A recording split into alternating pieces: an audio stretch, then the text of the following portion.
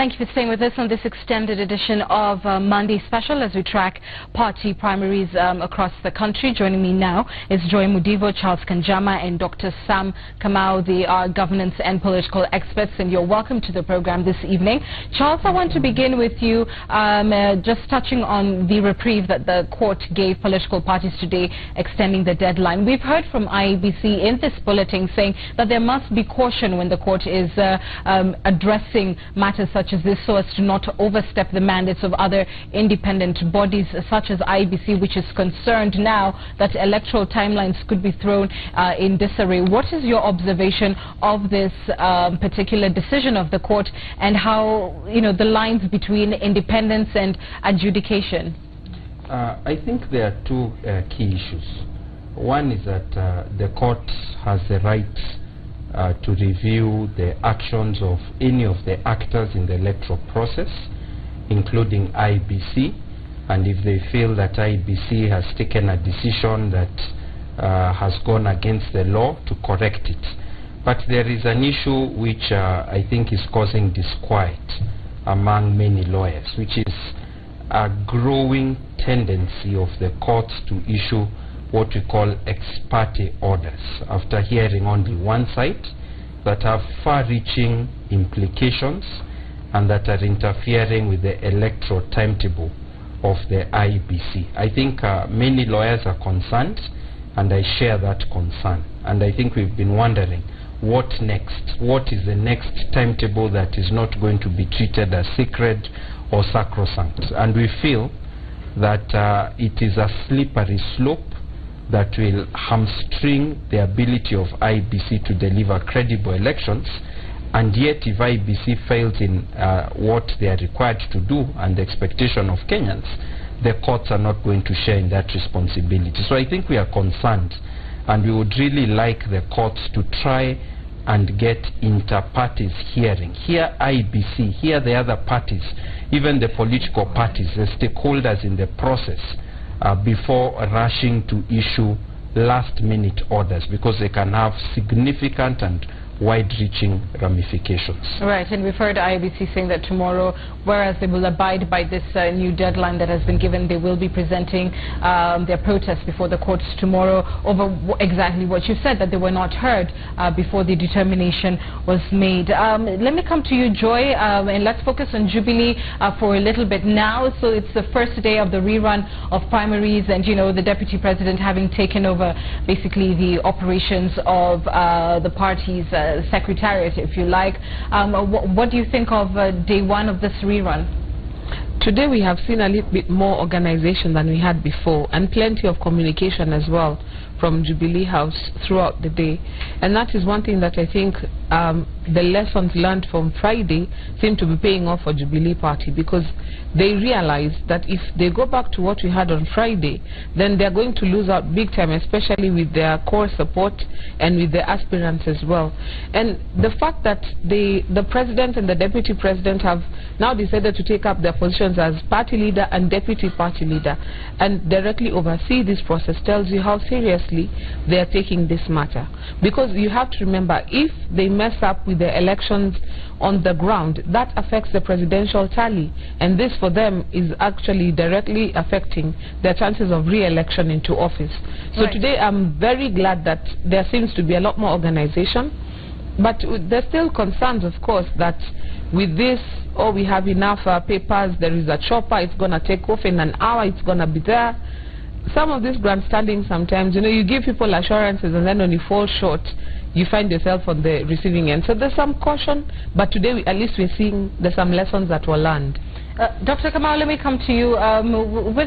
Still on the question of the Deputy President taking charge, and Joy has pointed out that it shows how seriously the party is taking this. Yet at the same time, in some of these races, he or at least his office has been implicated as an interested party in how those nominations turn out. Does that inspire confidence, in his overseeing of this matter? Should any aspirants be concerned? Well, definitely it's a concern, but there are two ways of looking at it. The first one is perhaps it was meant to instill confidence in the process, by showing that the party leadership is concerned about what was happening and they were trying to remedy the situation.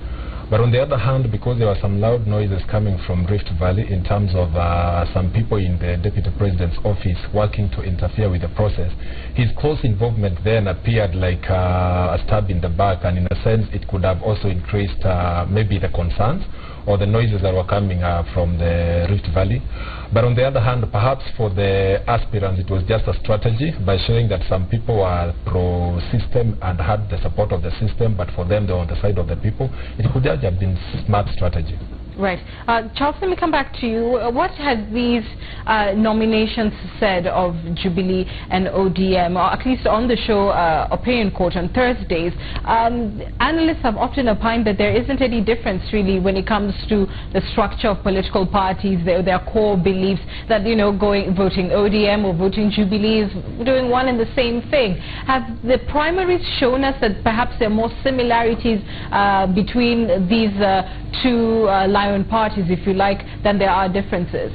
I think the primaries have shown that there are similarities in the area of their general disorganization in running nominations. Both of them seem to be similarly unprepared. ODM supporters are laughing at Jubilee and Jubilee supporters are laughing at ODM.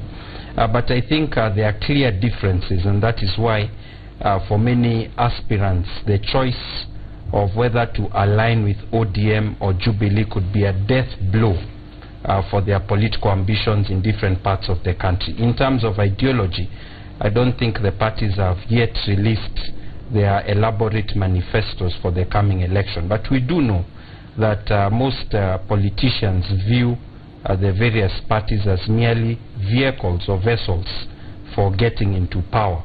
And this long-term identification with ideology or organization of a party is merely an instrumental thing to accomplish the objective of getting into power. Right. And we're going to talk about, you know, the objectives of these parties a little bit later in the program. But Joy, before we get there, given the general disorganization that we've seen on both sides, are you expecting this same sort of chaos to follow us even as we get into, you know, official campaign season? And that's why, with your question and following with what Charles has spoken about earlier, that's why it's important to have deadlines and to stick to deadlines so that everybody stays organized. There's a reason that those deadlines were put in place. They were negotiated positions, they were not random positions. And even as the Commissioner said earlier, the political parties had a meeting with IEBC and these timelines were actually agreed. So when you have this level of disorganization, there ought to be a price for disorganization. If you run late and you miss your flight, you have to buy another ticket. We have to get to a place where we do not reward ineptness and inefficiency with leniency and elasticity. And so with what we are saying with the primaries, I'm hoping that the parties are taking notes. One date that is not changing is the date of the election. So the closer we are pushing our boundaries, we'll get to a place where there's no more room, there's no more wiggle room. And when the campaign season officially starts is when people start feeling the crunch of how tightly we're actually pushing these deadlines. But one thing also I want to laud the IBC for is for standing their ground, that people have to resort to these tactics of going all the way to Malindi to try and look for a way out. It is good for them to stand their ground, and I hope tomorrow when they go to court that they will prevail, that the court will say, okay, fine, we want to have a credible process, and these timelines are necessary for us to be able to deliver a credible process. Because at the end of the day, if we do not succeed, the IBC again will be blamed, oh, you ought to have been better organized, and yet the disorganization is coming from the political parties themselves. Right. Dr. Kamau, let me come to you and bring you in where Charles left off in terms of the issues of the campaign. And if you could move away from nominations to the larger election campaign, we're yet to see this particular electoral run or contest change into an issue-based contest. Largely it's just been so-and-so didn't do this and mudslinging and you know, that kind of brouhaha. Why do you think it's coming rather late in the day that we're yet to hear perhaps especially the opposition articulate what their agenda for the nation will be. Of course, we're expecting this Thursday they'll, raise, they'll let us know their flag bearer, etc., and perhaps that has caused some delay. One may say government basically saying, give us another 5 to finish the development agenda that we started, or that the opposition says you are yet to start. But why aren't we seeing this, this race take the form of an issue-based campaign? And maybe before I respond to your question, let me weigh in on the issue of the nominations one last time. We have now come to the conclusion that political parties do not have capacity to conduct their own nominations. And I think that is why the law had created the possibility of IEBC doing it for them. I think in the future it's something worth considering, whether sufficient funds can be put aside to ensure that IEBC can conduct the nominations for the political parties.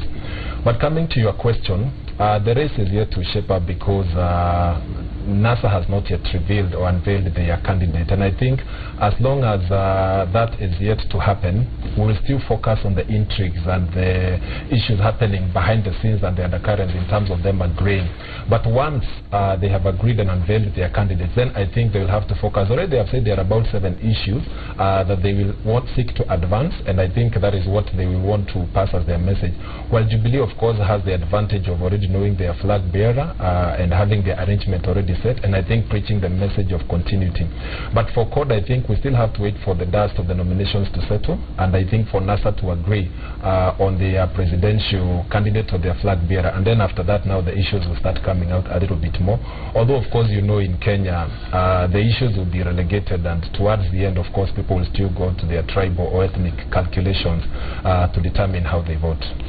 Charles, let me return to you now, and we've seen various contests perpetually being pushed forward, including particularly, I should say, the Nairobi race, at least for Jubilee, that now we're expecting this contest to be on Wednesday. With the extension that the court has given, we don't know if this Wednesday date is cast in stone, or we should expect yet another postponement. Be that as it may, why do you think this race is perpetually being put off? Do you think Jubilee is ready to just bite the bullet and deal with any fallout that may result from a head-to-head kind of, election battle?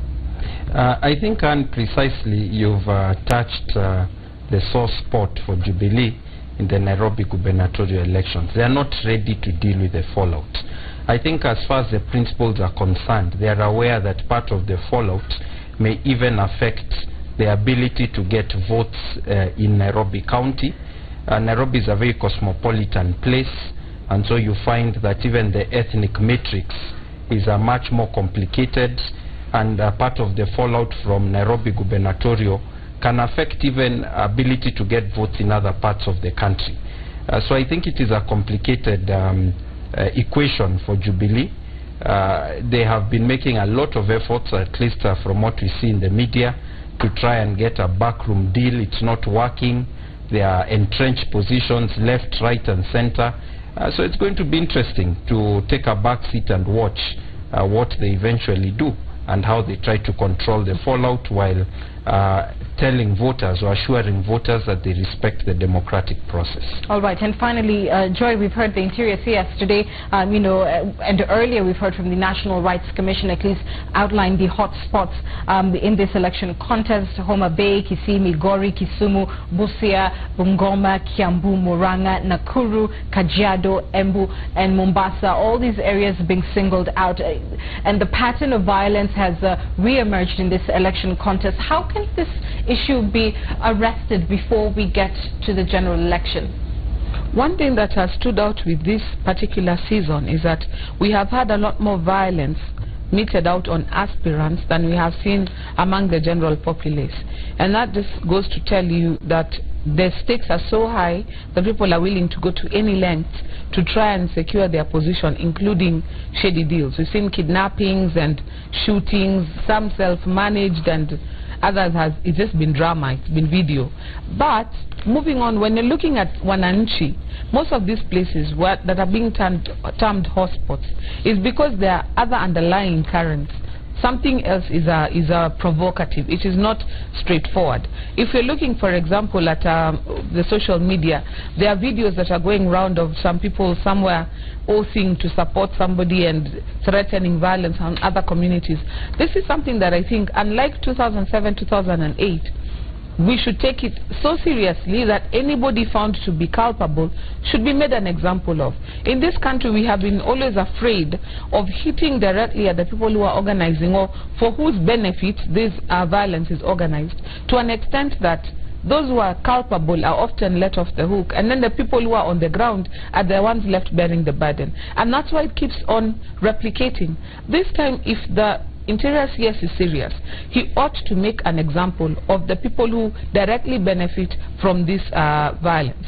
So if, for example, the violence causes a section of the community to move away and therefore be unable to vote, whoever is benefiting from these people not being a part of the process ought to be held in account, even if there's no direct evidence, because circumstantial evidence is still good enough evidence. If we do not learn as a society to speak plainly about some of these things and deal decisively, even if there's no direct, there must be a political cost. Unless there's a political cost, then we keep rewarding mediocrity and sometimes even criminality with leadership positions. And so the cycle continues every election time, because people are looking to defend and conserve what they're getting out of leadership rather than what they're offering to the people. Well, thank you for your thoughts, Joy Mudivo, Charles Kanjama, and Dr. Sam Kamau. We appreciate you speaking to us on this extended edition of Monday Special. We've been tracking party primaries for you. Stay with us very shortly. We're going to tell you the key races we are watching tomorrow.